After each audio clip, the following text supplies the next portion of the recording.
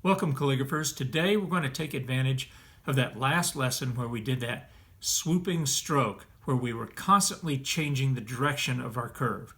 Today I'm going to show you how we're going to make that into a flourish to begin different capital letters. So let's take a look, shall we? I'm working with a C4 nib at the beginning, and later we'll be going to our pointed nibs. But remember that giant swoop that we did. Down. Now this time we're going to cross. We're going to stop again like this. And I'm going to use this sharp edge to make as thin a line as possible, about halfway up. I'm going to start there and pull almost straight down. I come back a little bit, just me. Can you tell what letter this is going to be? Yep, it's going to be a capital W, and then we fly away here. That's a nice looking W, I think, with a C4 nib.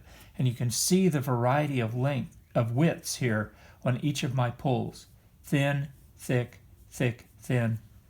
It's not the only letter we can use, though. Take a look as we do a capital K using this initial stroke again. We'll do the giant swoop. We'll pull, and then we're going to do a little back loop and just tie the knot around the tree. Nice little K. Same thing with an M. With M's and W's, I really like to come deep on the paper. Oh, that's a good one there. Then I can come right up here. That's a pretty good M. An N will just be that much with the loop. With the end stroke.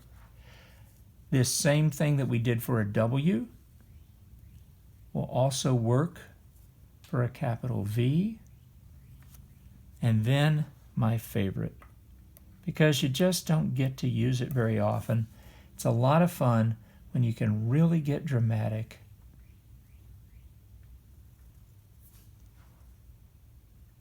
With a capital Z.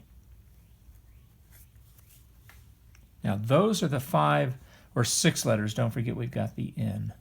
Just do that one real quick. All right? Those are the 6 letters we've done with the C4. Now we're going to show what happens with pointed pen. And there the differences between the hairline and the thicker contrast line are going to be more dramatic. Notice I'm just using the heel of my hand as a place to slide around on.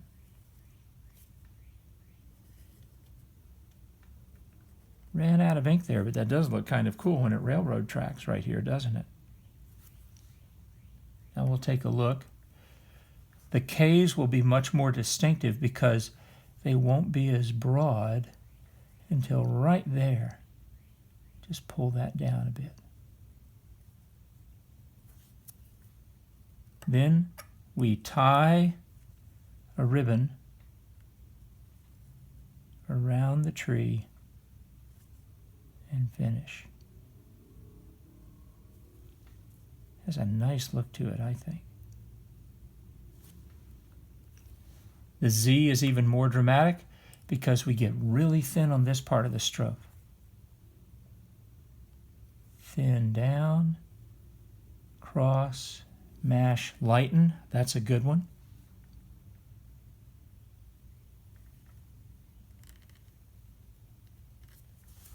That's a nice Z there. And you can see the contrast between this thickness and these more hairline strokes. The lighter you go, the better you get. Now this is with a Leonard 41 nib, and that's just a medium quality nib. It's very sturdy, feels a lot like a brush when you're writing. But we'll switch over to the Hunt here. Whew.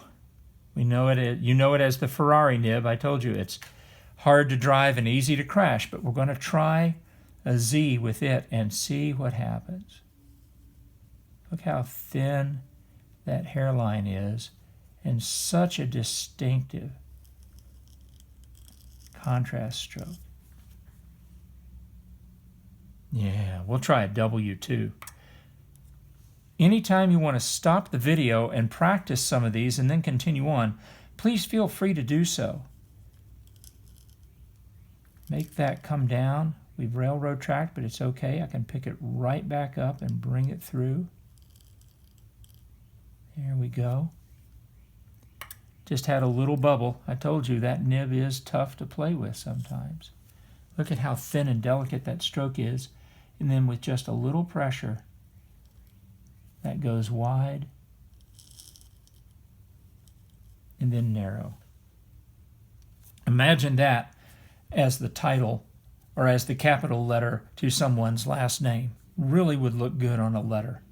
All right? Give that a whirl, and please send those to me. You can always send them to me through my email, and you can get those on the forum for me, all right? I want to see them. I really liked it when you sent them in. And just one last thing, if you're a left-hander, don't forget to turn that page almost 90 degrees, and that's the way you're really going to get that distinctive look here. Because if you don't, it'll be going the wrong way, all right? Okay, thank you all very much.